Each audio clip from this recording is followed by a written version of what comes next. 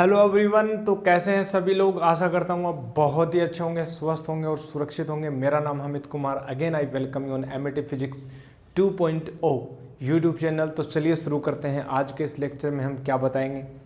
जैसा कि आपको पता है, प्रीवियस लेक्चर में हम डिस्कस कर रहे थे about the chapter magnets and magnetism, ठीक है। और उसमें हमने आपको बताया था कि टॉर्क क्या होता है, पोटेंशियल एनर्जी क्या होती है, जब किसी एक मैग्नेट को एक्सटर्नल यूनिफॉर्म मैग्नेटिक फील्ड में जब हम रख दें तो वो जो मैग्नेट है उसका बिहेवियर कैसा होता है, क्या उसके ऊपर नेट फोर्स कितना लगता है, क्या नेट टॉर्क कितना होता है, उसकी पोटेंशियल एनर्जी क्या होती है किसी एंगल थीटा के ऊपर जब हम उसको अलाइन कर दें। मैग्नेटिक डायपोल मोमेंट की कॉन्सेप्ट आई थी प्रीवियस लेक्चर से, उससे पहले वाले लेक्चर में। तो ये हम डिस्कस कर रहे थे। लगभग हमारा चैप्टर कवर अप हो रहा है, ठीक है। तो यहाँ तक अपने पास कर लिया हमने। मैग्नेटिक डायपोल मोमेंट के बारे में बताया आपको।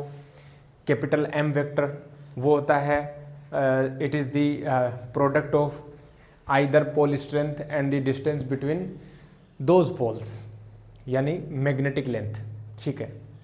तो ये हमने डिस्कस कर लिया था। आज इस लेक्चर में हम उसी के फर्दर डिस्कस करेंगे। एक अच्छा टॉपिक है, वो टॉपिक ये है कि करंट कैरिंग जो लूप है, करंट कैरिंग जो लूप होती है यानी सर्कुलर करंट्स होती हैं, वो भी मैग्नेटिक डायपोल की तरह बिहेव करती है। जैसा कि हम प्रीवियस चैप्टर में बताया था हमने कि जो करंट कैरिंग लूप होता है उसके चारों ओर मैग्नेटिक फील्ड होता है। हमें पता है कि जो भी करंट्स होती हैं वो यदि हम बात करें कि मूविंग चार्जेज जो है वो मैग्नेटिक फील्ड को प्रोड्यूस करते हैं। साथ ही साथ जो मैग्नेट्स होती हैं वो भी मैग्नेटिक फील्ड को प्रोड्यूस करती हैं, ठीक है। लेकिन यदि मैं करंट कैरिंग लूप की बात करूँ ना, वो जो है वो एक मैग्नेटिक डायपोल की तरह बिहेवियर करती है। कैसे पता चला ये बात अभी बताते हैं। ये हमारा आज का टॉपिक होगा, यानी हमारा जो मेन जो टॉपिक होगा आज का वो ये होगा कि मैग्नेटिक जो करंट कैरिंग जो लूप है वो मैग्नेटिक डायपोल की तरह बिहेव करता है ना। तो हमारा जो होगा current carrying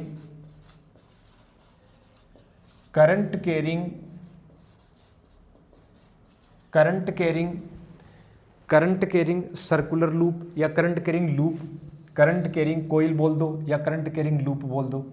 current carrying circular loop as a magnetic dipole, as a magnetic dipole, ठीक है। ये हमारा आज का अच्छा टॉपिक है, बेहतरीन टॉपिक है, ठीक है। तो कैसे बिहेव करता वो हम बताएंगे। तो पहली बात हम क्या करते हैं, एक वो लेते हैं, एक लूप ले लेते हैं, करंट कैरिंग लूप, ठीक है। तो यदि मैं बात करूं कि सबसे पहले मैं बात करता हूं कि करंट कैरिंग लूप की। Consider a current carrying loop which has radius capital R. तो रेडियस जो है इसको लिख लेना आप, ठीक है। इस लैंग्वेज को आप लिख लेना, ठीक है। हम ले रहे हैं कि डायरेक्ट इसकी जो रेडियस है वो हम ले रहे हैं कैपिटल आर, ठीक है। इसमें जो करंट फ्लो हो रही है ना, वो करंट हम बोल रहे हैं कैपिटल आई, ठीक है। रेडियस आर है। और इसकी एक्सिस के ऊपर, जैसे मैं बोलूं कि ये हमारे पास एक करंट कैरिंग लूप है, ये इस प्रकार से ये वाला, ठीक है, यहाँ से। तो मैं मान लेता हूँ कि इसमें करंट है वो आई करंट फ्लो हो रही है। और हमें पता है जो इसकी जो मैग्नेटिक एक्सियल, ये जो इसकी एक्सियल होती है ना, एक्सियल लाइन, ठीक है, ये हम बोल देते हैं कि इसका सेंटर ओ है, ये हमारे पास रेडियस आर है, ठीक है। मैं ये बोलता हूं कि यहां से एक्स डिस्टेंस के ऊपर, इसकी एक्सियल लाइन के ऊपर जो मैग्नेटिक फील्ड होता है उसकी जो वैल्यू है वो हम कैलकुलेट कर चुके हैं, ठीक है। वो कितनी आई थी, ठीक है, मुझे लिख लेने दो। मैं मान लेता हूं कि यहां से जो है एक्स डिस्टेंस के ऊपर यहां पर कोई पॉइंट पी ले लेता हूं, ठीक है। इस पॉइंट पी के लिए यदि मैं मैग्नेटिक फील्ड लिखना चाहूं ना, वो मैग्नेटिक फील्ड कितना आया था मेरे पास, वो जो मैग्नेटिक फील्ड आया था वो आया था म्यू नोट, याद करो, NIR² upon 2x² plus r² की पावर 3/2। ठीक है, ये अपने पास आया था। ठीक है, इसकी डायरेक्शन कैसे कैलकुलेट की थी, कैसे पता करा था? राइट हैंड रूल से। सिंपली पुट योर फिंगर्स या curl your fingers along the direction of currents and then your thumb, right hand thumb gives the direction of magnetic field. तो यहाँ पर यदि मैं बात करूँ, ये जो कोइल है वो इस प्रकार से रखी है। ठीक है, ऐसे रखी है ये कोइल, और ये करंट है अपने पास, हम ऐसे बोल रहे हैं ये इस प्रकार से। यदि मैं सामने से देखूँ ना, सामने से, तो ये एंटी क्लॉकवाइज आ रही है। ठीक है, तो एंटी क्लॉकवाइज है, तो एंटी क्लॉकवाइज की डायरेक्शन में मैंने फिंगर्स को रखा, मेरा जो थंब है वो देगा मैग्नेटिक फील्ड की डायरेक्शन। सिंपली ये डायरेक्शन होगी, यानी मैग्नेटिक फील्ड जो वो कुछ इस प्रकार से डायरेक्शन में आएगा, ऐसे आएगा मैग्नेटिक फील्ड, ये मैग्नेटिक फील्ड आएगा। ठीक है, और इसकी मैग्नीट्यूड जो वो ये अपने पास है, ये मैग्नेटिक फील्ड होगा। ठीक है, यहाँ पर भी डायरेक्शन सेम ही आई थी, याद करना, ये डायरेक्शन भी सेम ही आएगी, ऐसे रोटेट होकर। इसकी मैग्नेटिक फील्ड्स लाइन कैसे बनी थी, सेम, हम बताएंगे आगे। ठीक है, चर्चा करेंगे। तो ये मैग्नेटिक फील्ड था। अब देखो, इसी में मैं एक बात करता हूं, यदि मैं ये बोलूं कि ये जो रिंग है ना, ये जो लूप है, इस लूप की रेडियस बहुत ही ज्यादा, इफ कंसिडर, ठीक है, एक कंडीशन लगा दो, इफ अक्स की जो वैल्यू वो बहुत ज्यादा हो कैपिटल आर से, तो x² जो है ना वो बहुत ज्यादा हो जाएगा। ठीक है, तो इससे क्या होगा, इसको कैपिटल R² को मैं नेग्लेक्ट कर सकता हूं, तो यहां से जो मैग्नेटिक फील्ड की जो वैल्यू बनेगी वो आ जाएगी μ0 NIR² अपॉन 2x³। अब ये n क्या है पता है, नंबर ऑफ टर्न्स है, करंट है, रेडियस है, ये μ0 अपने पास मैग्नेटिक अपने पास परमिएबिलिटी और फ्री स्पेस, और ये 2 अपने पास x जो है वो डिस्टेंस है। ठीक है, ये पॉइंट भी। अब यहां से देखो, अगर मैं ये बोलूं कि इसको मैं पाई से डिवाइड कर दूं, ठीक है, ऊपर नीचे मैं पाई से डिवाइड कर दूं, 2 पाई से मल्टीप्लाई कर देता हूं, तो यहां पर मैं देखूं, मैं क्या करता हूं, μ0 अपॉन 4 पाई, ठीक है, और 2, और पाई से मैंने मल्टीप्लाई किया था 2NI, और ये हो गया πr² upon x³। Again magnetic field को मैं लिखूं μ0 अपॉन 4 पाई। ठीक है, देखो πr² जो है इस रिंग के लिए एरिया हो जाएगा, तो आइए, यानी 2, ठीक है, और NIA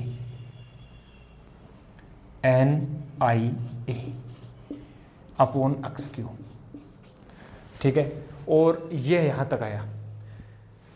अब ये बात तो चलो ठीक है, इसी के पैरेलल में यदि मैं बात करूं, यहां तक आया अपने पास ये रिजल्ट। ठीक है, अब देखना साथ ही साथ में, ऑल्सो वी नो,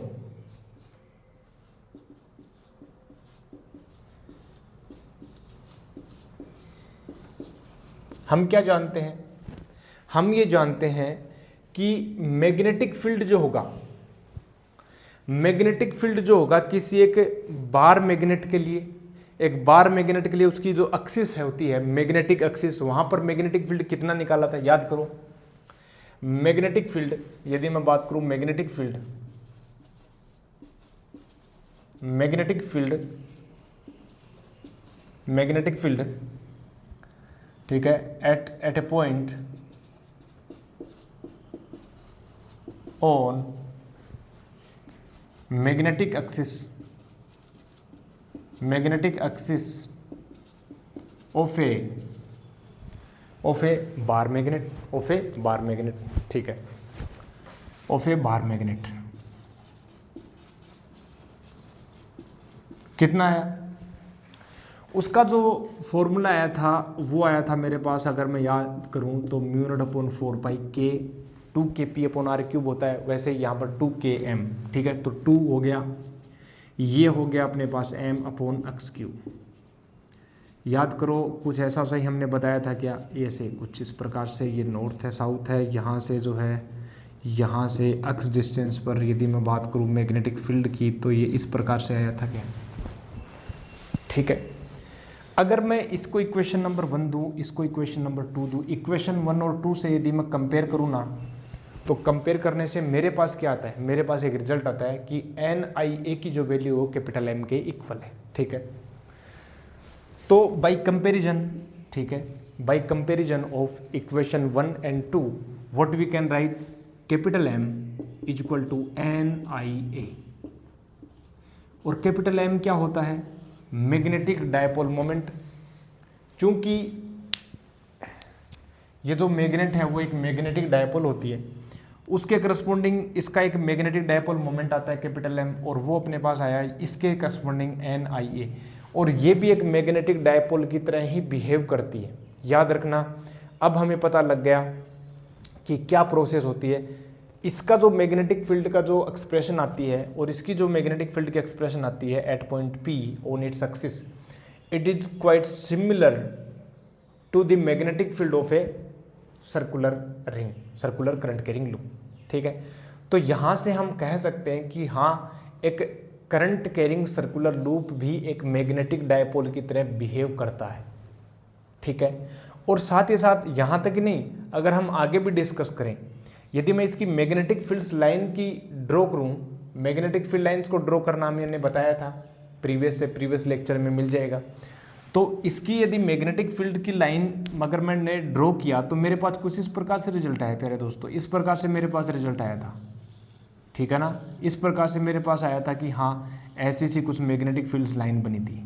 ठीक है ना, ऐसे मैग्नेटिक फील्ड्स लाइन बनी थी, ये कुछ इस प्रकार से मेरे पास मैग्नेटिक फील्ड्स लाइन बनी थी ऐसे। और इसकी डायरेक्शन हमने बताया था कि कैसे कैसे हम डायरेक्शन को डिनोट करते हैं, क्या क्राइटेरिया होता है डायरेक्शन को चेक करने का। तो ये आया, और सेम मैग्नेटिक फील्ड लाइन इसके लिए भी बना। अब ये इंपॉर्टेंट है ना, यहां से इसकी जो मैग्नेटिक फील्ड लाइन बनी थी ना, वो भी हमारे पास सेम बनी। ठीक है ना, तो अब हमें पता लगा कि हाँ, ये भी जो है एक मैग्नेटिक डायपोल की तरह बिहेव करता है। ठीक है, मैग्नेटिक डायपोल की तरह बिहेव करता है, क्योंकि इसका मैग्नेटिक फील्ड की एक्सप्रेशन है वो भी सेम आ रही है, और इसकी जो वैल्यू एक्सप्रेशन है वो भी सेम आ रही है। ठीक है, तो यहां से मैं क्या बता सकता हूं कि जो मैग्नेटिक करंट कैरिंग जो लूप होते हैं वो एक मैग्नेटिक डायपोल की तरह बिहेव करते हैं, उनका डायपोल मोमेंट होता है NIA। यदि मान लो N यदि 1 है, इस केस में यदि मैं बोलूं कि सर्कुलर रिंग टर्न जो है वो 1 है, तो N की वैल्यू 1 हो गई। जब N की वैल्यू 1 हो गई तो क्या मैग्नेटिक डायपोल जो मोमेंट है वो IA हो गया यहां से।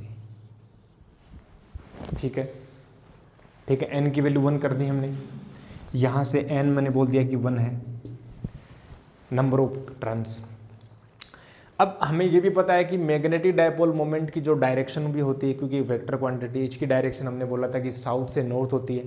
ठीक है, साउथ से नॉर्थ क्या होता है मैग्नेटिक डायपोल मोमेंट, क्या बताता है, ये बताता है स्ट्रेंथ ऑफ द मैग्नेट, कितना पावरफुल दो मैग्नेट है उसके यदि मैं बोलूँ उसकी जो physical quantity magnetic dipole moment है, वहां से पता लग जाएगा कि वो कितना पावरफुल मैग्नेट है। तो IA, अब इसकी यहां पर तो डायरेक्शन पता है साउथ से north, but here how to check. तो सिंपली यदि मैं बात करूं, देखो यहां से जो मैग्नेटिक फील्ड की डायरेक्शन वो बाहर कहां से निकल रही है, इस वाले पोर्शन से, यानी इस वाले फेस से, और इंटर कर रही है पीछे वाले से। तो जो बाहर निकलती है वो तो बनाएगा नॉर्थ पोल, और जो पीछे वाला वो हो जाएगा साउथ पोल। ठीक है, ठीक है ना, इस प्रकार से। अब यहां से ये तो चलो साउथ से नॉर्थ हम बता सकते हैं ऐसे भी, लेकिन एक और तरीका, यदि हम वेक्टर के टर्म्स में लिखें ना, यदि मैं इसको वेक्टर के टर्म्स में लिखूं तो आप ऐसे कर सकते हैं कि जो कैपिटल M वेक्टर है वो हम बोल सकते हैं I इंटू A वेक्टर। मतलब एरिया का जो डायरेक्शन होगा ना, एरिया वेक्टर की जो डायरेक्शन होगी, वो जो डायरेक्शन होगी वो मैग्नेटिक डायपोल मोमेंट की डायरेक्शन होगी। एरिया वेक्टर की जो डायरेक्शन होगी वो मैग्नेटिक डायपोल मोमेंट की डायरेक्शन होगी। Again I am repeating, magnetic area की जो डायरेक्शन होगी, अब एरिया की डायरेक्शन भी दो हो सकती हैं, एक तो सामने वाला, एक पीछे वाला। तो हम कौन सा एरिया लेंगे, simply again we will put the our right hand fingers in the direction of current and then thumb gives the direction of that area which is here, which is in this formula M vector IA vector। ठीक है, तो याद रखना ये हमारे पास आ जाता है magnetic dipole moment. जब भी हम किसी करंट कैरिंग लूप के लिए मैग्नेटिक डायपोल मोमेंट लिखेंगे तो ये वाला फॉर्मूला यूज में लेंगे, NIA, नंबर ऑफ टर्न्स यदि 1 है तो I इंटू ए, ठीक है। आई ए वेक्टर डायरेक्शन हमें पता लग गया, राइट हैंड रूल से हम डायरेक्शन भी चेक कर लेंगे। जो एरिया की डायरेक्शन होगी वही क्या होगा, मैग्नेटिक डायपोल मोमेंट की डायरेक्शन हो जाएगी, ठीक है, ठीक है, ओके। अब यहाँ तक अपने पास चलो ठीक है, ये हो गया। तो मैग्नेटिक डायपोल मोमेंट हो गया, NIA हो गया, और इसकी सिंपली यदि मैं इसकी यूनिट देखूँ यहाँ से तो ampere metre square, ampere metre square, ये इसकी यूनिट हो जाएगी। तो इसको नोट करेंगे जल्दी से।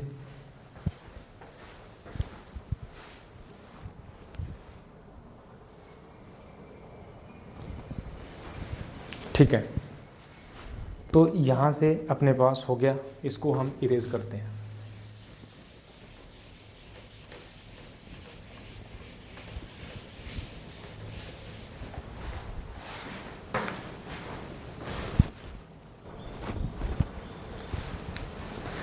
तो यहाँ तक ये हो गया। अब हम आगे एक डिस्कस करते हैं, अच्छा सा टॉपिक है, बढ़िया टॉपिक है। तो पहले तो हम उससे पहले हम एक छोटा सा कंपैरिजन कर लेते हैं कि कैसे इलेक्ट्रोस्टैटिक्स में जो फिजिकल क्वांटिटीज़ होती हैं, मैग्नेटिज्म में वही फिजिकल क्वांटिटी कैसी फॉर्मेट एक्वायर कर लेती हैं, उसका जो प्रारूप है वो कैसा रहता है। देखिए, यदि मैं मैग्नेटिज्म की बात करूं, इलेक्ट्रोस्टैटिक्स की बात करूं, पहले तो मैं बात कर लेता हूं कौन सी फिजिकल क्वांटिटीज़ है, ठीक है। तो फिजिकल क्वांटिटीज़ यदि मैं बात करूं तो कौन सी हैं, देखो पहले मैं फिजिकल क्वांटिटीज़ की बात करूं तो मेरे पास हमने बात की थी कि पहली बात तो हम पोल स्ट्रेंथ की बात करें, चार्ज की बात कर लेते हैं। तो यहाँ पर तो होता है पोल स्ट्रेंथ चार्ज। तो जैसे मैं बोलूँ कि चार्ज जो आता है, चार्ज के लिए हम यहाँ से बोलते हैं क्यू चार्ज है, ठीक है, इलेक्ट्रोस्टैटिक्स में। लेकिन यदि मैं वही मैग्नेटोस्टैटिक्स या मैग्नेटिज्म की बात करूँ तो यहाँ पर जो है वो पोल स्ट्रेंथ आ जाती है, ठीक है। यहाँ पर पोल स्ट्रेंथ आ जाती है जिसको हम M से या कई बार QM से भी रिप्रेजेंट कर सकते हैं, ठीक है, यहाँ पर आ जाती है। सेकंड बात यदि मैं बात करूँ, ठीक है, एक इम्पोर्टेंट आया था अपने पास से क्या कि म्यू नोट, जैसे इसमें जो 1/ε नोट जो होता है, यानी मैं बात करूं परमिटिविटी, ठीक है, यानी वैक्यूम की permittivity, free space, permittivity of free space, ठीक है। तो वो जो कांस्टेंट आया था, प्रोपोर्शनलिटी कांस्टेंट बोल सकते हैं, या मीडियम के लिए जो कांस्टेंट आया था, तो यहाँ पर मैं बोलूँ कि परमिटिविटी, यदि मैं बोलूँ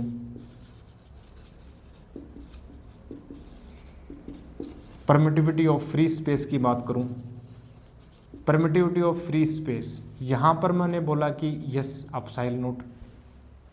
यहां पर क्या आया था, परमिएबिलिटी आया था,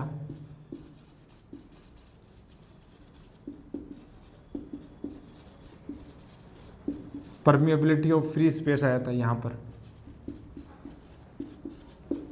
तो यहां पर म्यू नोट एक कांस्टेंट आया था फॉर्मूले में, याद करो 1 जो के आता है वो आता है 1/4 पाई एप्सिलॉन नोट। बट यहाँ पर जो कांस्टेंट जो के आता है ना, वो याद करो आप, ये आता है 1 म्यू नोट अपॉन 4 पाई, म्यू नोट अपॉन 4 पाई। तो 4 पाई 1/4 पाई 1/4 पाई तो सेम है, लेकिन 1/एप्सिलॉन नोट की जगह यहाँ पर क्या आ जाता है, यहाँ पर आ जाता है म्यू नोट, ठीक है। तो ये याद रखना, 1/एप्सिलॉन नोट और यहाँ पर आ जाता है म्यू नोट की। फोर्थ यदि मैं बात करूं तो एक और हम देख सकते हैं क्या कि पोल स्ट्रेंथ हो गया, परमिटिविटी हो गई, वो कांस्टेंट की बात हमने कर ली। एक अच्छी बात ये आती है कि अपने पास यस जो डायपोल मोमेंट आता है, डायपोल मोमेंट, तो यहां पर आता है अपने पास इलेक्ट्रोस्टैटिक्स में जो डायपोल मोमेंट आता है वहां पर मैग्नेटिक डायपोल मोमेंट आता है। तो यहां पर आ जाता है P vector, P vector dipole moment, electric dipole moment, ठीक है, पी वेक्टर वो होता है क्यू इंटू डी वेक्टर, ठीक है। तो क्यू इंटू डी, और ये डी वेक्टर यदि मैं बात करूँ, डी वेक्टर नेगेटिव चार्ज से पॉजिटिव चार्ज की ओर होता है। तो ये इलेक्ट्रिक डायपोल मोमेंट आता है, ठीक है, इलेक्ट्रिक डायपोल मोमेंट आता है, यदि मैं बात करूं इलेक्ट्रिक डायपोल मोमेंट, यस। लेकिन यदि मैं वही मैग्नेटिज्म में चला जाऊं तो यहां पर जो आता है ना वो एम वेक्टर आ जाता है, और एम वेक्टर जो है यहां पर चार्ज की जगह क्या आ जाएगा, पोल स्ट्रेंथ, चार्ज की जगह क्या आ जाएगा, पोल स्ट्रेंथ, तो एम आ जाएगा, या क्यू एम बोल देते हैं, तो एम आ गया। और डिस्टेंस जो है यहाँ पर डी वेक्टर दिखा दी, तो यहाँ पर भी डी वेक्टर दिखा दो, कोई बड़ी बात नहीं, लेकिन इस याद रखना यहाँ पर 2a वेक्टर ले लेते थे, ठीक है, 2a वेक्टर, तो यहाँ पर कुछ भी ले लो या डी वेक्टर बोल देते हैं, लेकिन अब की बात जो डी वेक्टर है मैग्नेटिक लेंथ है, याद रखना, ठीक है, हमने डिस्कस कर लिया। इसी पर एक और अच्छी सी बात आ गई, ये तो अपने पास चलता है इलेक्ट्रोस्टैटिक्स में, ठीक है, इलेक्ट्रोस्टैटिक्स में चलता है अपने पास ये वाला, तो ठीक है। अगर ये वाला बात करो तो वो मैग्नेटिज्म में चलता है, मैग्नेटिज्म, मैग्नेटोस्टैटिक्स, मैग्नेटिज्म, ठीक है, तो यहाँ पर। लेकिन मैं फिफ्थ की बात करूँ इसी में, ठीक है, इलेक्ट्रोस्टैटिक्स में, अगर मैं फिफ्थ की बात करूँ तो जैसे मैं एक्सियल लाइन के ऊपर जो इलेक्ट्रिक फील्ड आता है, यानी एक्सियल जो आता है इलेक्ट्रिक फील्ड, वो मेरे पास आया था, yes, 2kp vector upon are cube, यानी 2kp vector upon are cube आया था, ठीक है। याद करना k की वैल्यू क्या है, यानी मतलब मैं लिखूंगा 1/4πε0, यानी 1/4πε0, ठीक है, और यहाँ है sir 2p vector upon are cube, ठीक है। लेकिन यदि मैं मैग्नेटोस्टैटिक्स में चला जाऊँ ना, तो मैग्नेटोस्टैटिक्स में एक्सियल के लिए वो बी एक्सियल आ जाता है, बी एक्सियल आ जाता है, और बी एक्सियल क्या आ जाता है अपने पास, सिंपली देखो, ये 1/4πε0 की जगह आ जाएगा μ0/4π, और ये आ जाएगा 2m vector upon are cube, यानी आर क्यूब, ठीक है, ये आया था। अगर मैं इक्वेटोरियल लाइन की बात कर लेता हूँ, यानी 6 की बात करूँ, यानी इक्वेटोरियल, यानी ई इक्वेटोरियल, ठीक है, ई इक्वेटोरियल की बात करूँ तो वो अपोजिट डायरेक्शन में आता है, और माइनस का 1/4πε0, और यहाँ पर आ जाता है p vector upon are cube. लेकिन यदि मैं बात करूँ बी इक्वेटोरियल की, तो बी इक्वेटोरियल जो आ जाता है, यानी बी इक्वेटोरियल जो आ जाता है वो अपने पास आ जाता है नेगेटिव में, यानी माइनस में, और ये आ जाएगा μ0/4π, यानी k, और ये आ जाएगा m vector upon are cube, ठीक है। तो क्या आपको लग रहा है कि एक डायपोल के लिए, for any dipole, it can be in electrostatics और magnetostatics, magnetism, the format of physical quantities are quite similar, but जो फंडामेंटल जो क्वांटिटीज है वो चेंज हो गई। जैसे एप्सिलॉन नोट की जगह म्यू नोट आ गया, यहाँ पर डी की जगह अपने पास मैग्नेटिक लेंथ आ गई, ये चार्ज की जगह वो मैग्नेटिक पोल स्ट्रेंथ आ गई, ये अपने पास हो गया, ठीक है। तो ये मुझे बताना था। अब हम आगे फर्दर डिस्कस करते हैं अपना वेरी इंपॉर्टेंट टॉपिक, ठीक है, पहले इसको नोट कर लेना।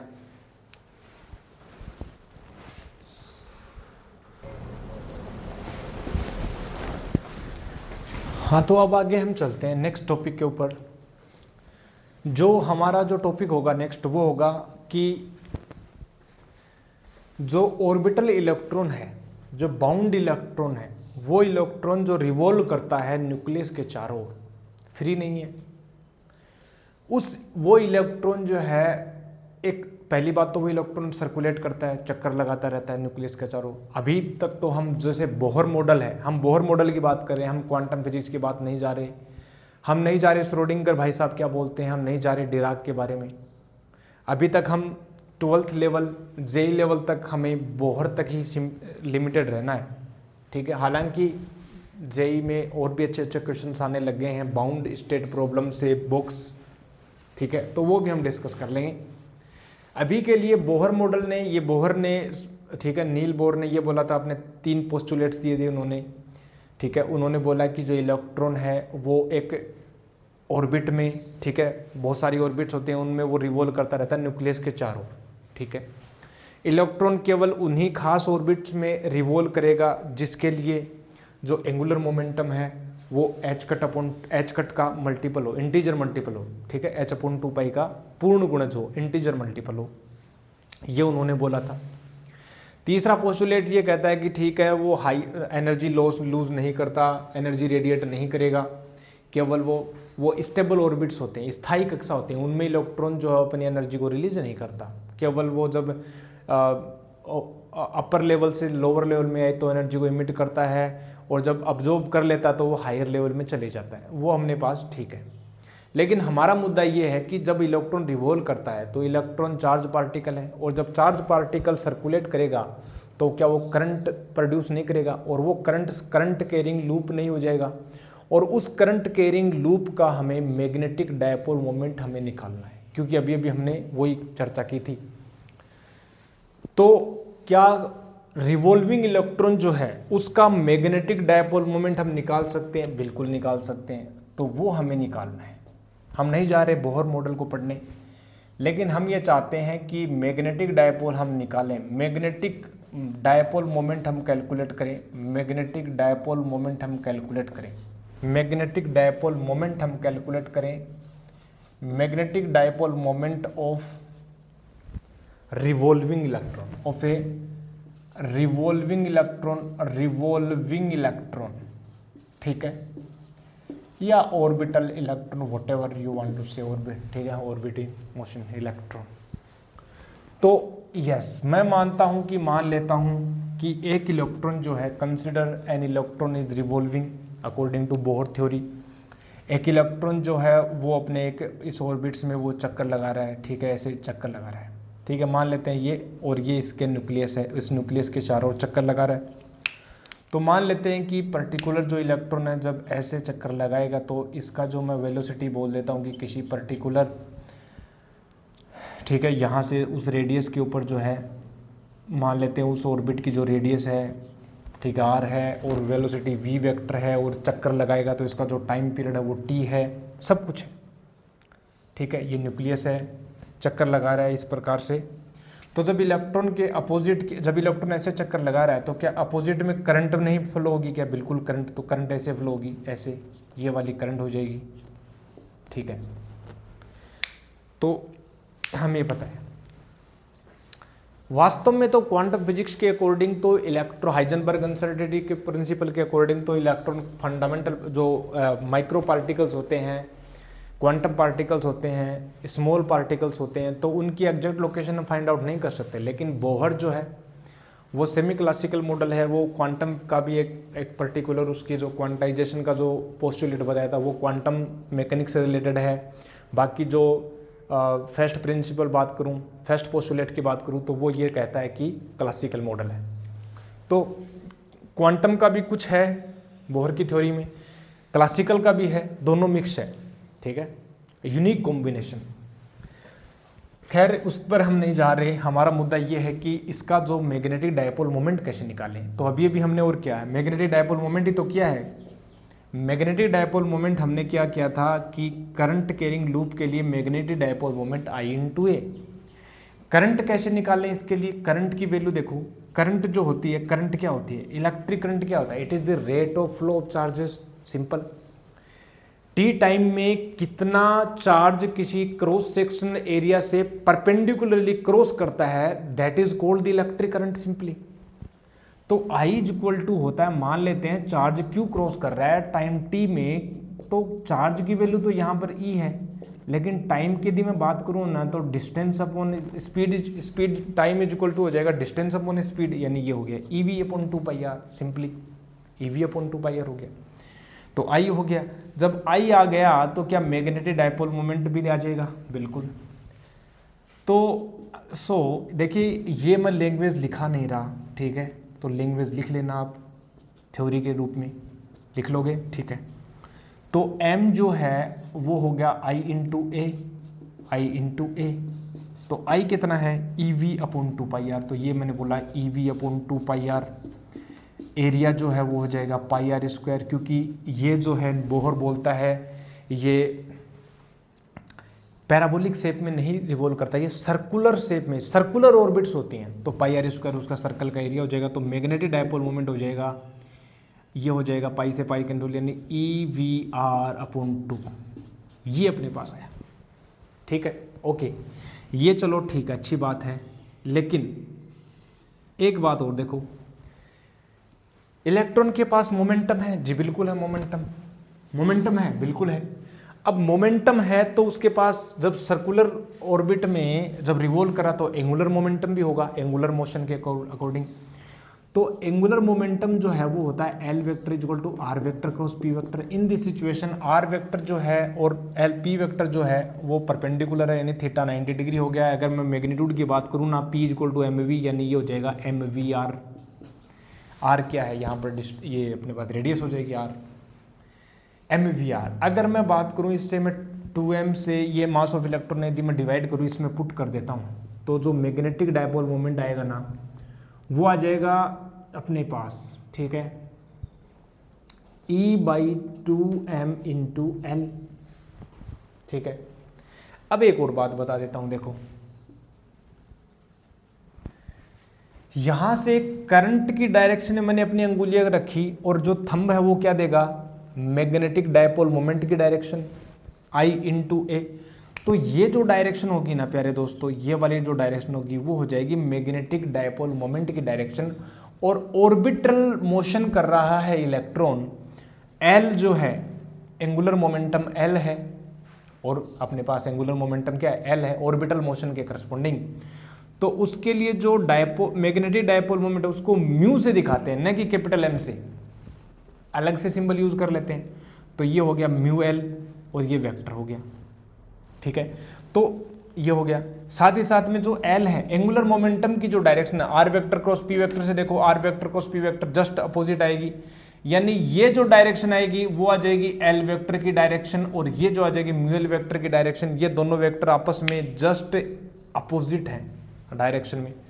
तो एम को तो मैं लिखूंगा म्यू एल, ठीक है, नया जो अपने पास जो सिंबल है, तो म्यू एल वेक्टर लिखूंगा, और डायरेक्शन जब अपोजिट है तो मैं माइनस का साइन लगा दूंगा, और ये E/2m ई एल वेक्टर, ई जो है सबस्क्रिप्ट में ये रिप्रेजेंट करता मास ऑफ इलेक्ट्रॉन।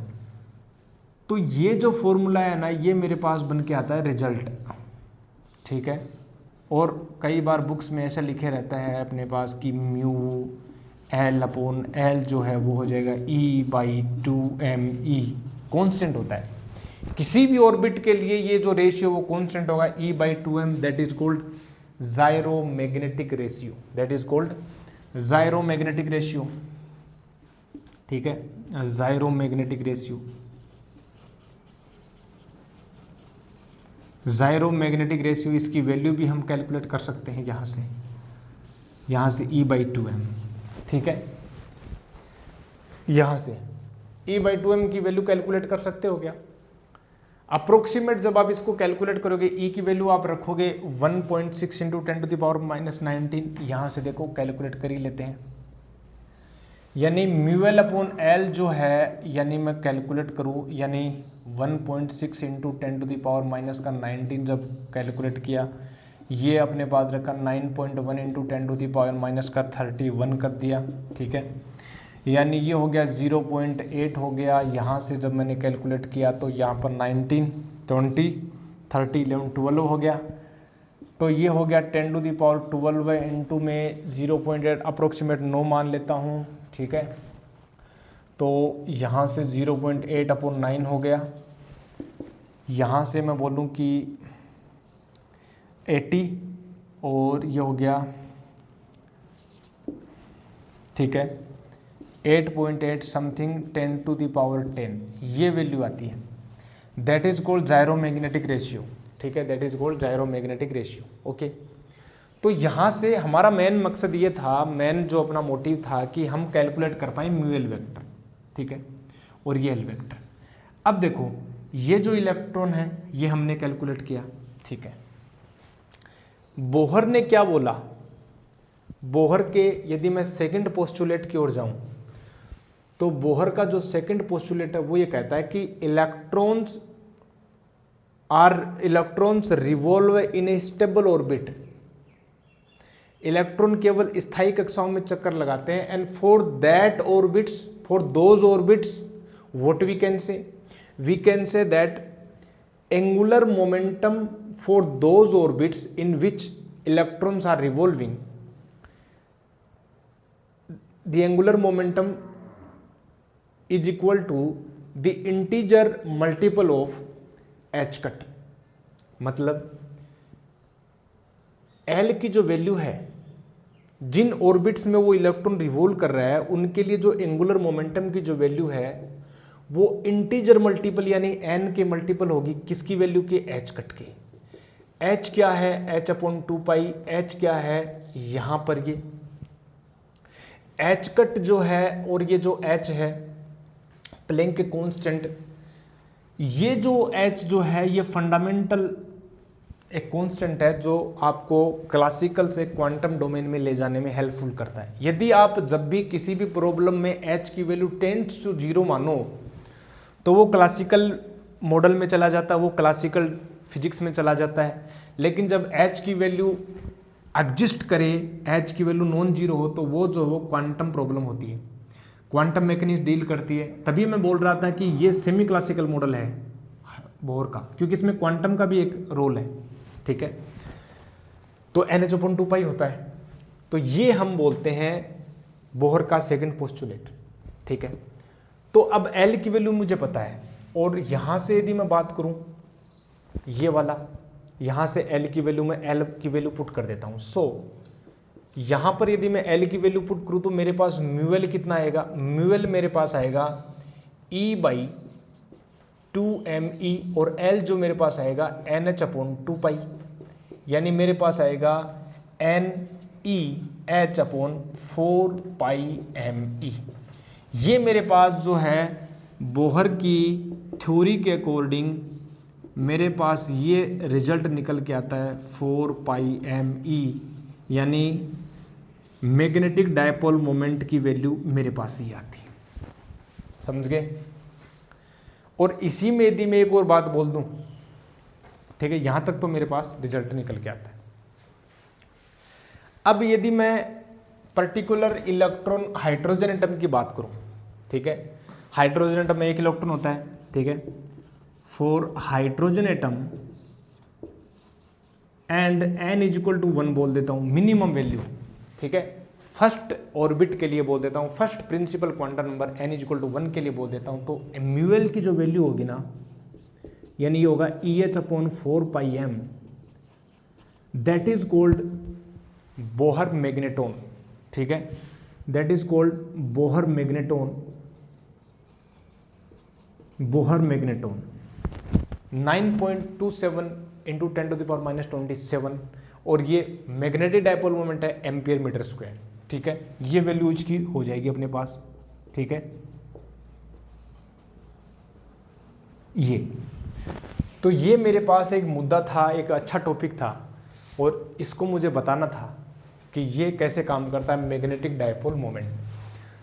तो आज पता लग गया होगा तुम्हें कि कैसे मैग्नेट का भी डायपोल मोमेंट होता है और एक करंट कैरिंग लूप का भी डायपोल मोमेंट होता है, और इसी के टच में हमने magnetic dipole moment of revolving electron भी हमने बताया, ठीक है। यहाँ तक हो गया अपने पास, ओके, ठीक है। जायरो मैग्नेटिक रेशियो हो गया, ये अपने पास इसको बोलते हैं बोहर मैग्नेटोन मिनिमम वैल्यू, ठीक है। अब इलेक्ट्रॉन जो है हमें पता है कि ऑर्बिटल मोशन करता है, चारों ओर चक्कर लगाता है, तो वो जब चक्कर लगा रहा है तो वो सर्कुलर मोशन कर रहा है, सर्कुलर मोशन कर रहा है तो एंगुलर मोमेंटम आएगा, और सर्कुलर मोशन करेगा जब घूमेगा, सर्कल करता है जब घूमेगा तो क्या एक लूप बनाएगा, करंट का लूप बनाएगा, और वो करंट का लूप बनाएगा तो करंट कैरिंग लूप होगा, और वो करंट कैरिंग जब लूप होगा तो उसका डायपोल मोमेंट आएगा म्यूएल, हम निकाल देंगे। लेकिन इलेक्ट्रॉन ऑर्बिटल मोशन के साथ साथ उसकी एक और मोशन होती है जिसको बोलते हैं spinning motion, spin motion. Electron अपनी एक्सिस के ऊपर भी चारों ओर घूमता है, मतलब इसकी जो स्पिनिंग मोशन है वो इंट्रिंसिक मोशन है, मतलब भगवान ने इनबिल्ड इसको दे रखी है। कहीं पर भी जाओ, कहीं पर भी इलेक्ट्रॉन आपको मिलेगा, वो घूमता हुआ मिलेगा। स्पिन की ये कैसे पता चला कि इलेक्ट्रॉन घूमता है? स्टर्न गेलार्क एक्सपेरिमेंट आता है, स्टर्न गेलार्क एक्सपेरिमेंट आता है जो हाइपरफाइन स्ट्रक्चर को समझाने के लिए ये कॉन्सेप्ट मेरे को लाना पड़ा। मेरे को क्या लाना पड़ा? साइंटिस्ट को लाना पड़ा, फिजिसिस्ट को लाना पड़ा। स्टर्न गेलार्क ने उसको प्रूव किया कि हाँ इलेक्ट्रॉन स्पिन करता है, हमें 2 रिंग मिली थी, ठीक है, क्वांटाइज्ड होता है। तो हाइपरफाइन स्ट्रक्चर में पता चला कि इलेक्ट्रॉन घूमता भी है, और जब इलेक्ट्रॉन घूमेगा अपनी एक्सिस पर स्पिन करेगा तो रोटेट होगा तो वो एक लूप बनाएगा तो क्या वो करंट कैरिंग लूप बनाएगा अपनी स्पिनिंग मोशन के कारण, और उस मोशन के कारण एक और एंगुलर मोमेंटम आ जाएगा जिसको बोलते हैं स्पिन एंगुलर मोमेंटम। क्या बोलते हैं? स्पिन एंगुलर मोमेंटम, ठीक है, उसको बोलते हैं अपने पास स्पिन एंगुलर मोमेंटम। तो जब स्पिन एंगुलर मोमेंटम आएगा यानी एस वेक्टर आएगा, एल वेक्टर की जगह क्या आएगा? एस वेक्टर आएगा, तो यहां पर और फॉर्मेट सेम होगी, फॉर्मेट क्या होगी? सेम होगी, बट थोड़ा सा डिफरेंस आएगा। वो देखो कैसे हम वो डिफरेंस करते हैं। देखो यहां पर यदि मैं बात करूं,